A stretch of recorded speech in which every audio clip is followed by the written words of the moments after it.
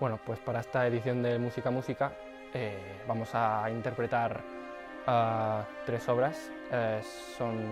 La primera sería las danzas de los caballeros de Prokofiev, después las 10 melodías vascas, vamos a tocar 5 de ellas, de Guridi, y finalmente tocaremos Orgía de Turina.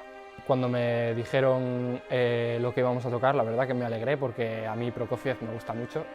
En las 10 melodías vascas hay un movimiento en el que bueno, he tenido alguna discusión con algún amigo de aquí, porque yo no soy de aquí, para dirigir ese movimiento, ya que es una danza que yo no conocía y me estuvo dando algunas clases sobre el sorchico y nada, y la verdad es que se lo agradezco. Y nada, y finalmente Turina, la verdad es que no conocía la obra, pero me parece un muy buen ejemplo para unir a toda la orquesta, ya que es un movimiento en que se necesita mucha unanimidad dentro del conjunto, ¿no? Y eso me parece muy interesante tanto para el crecimiento de la orquesta como para el mío como director.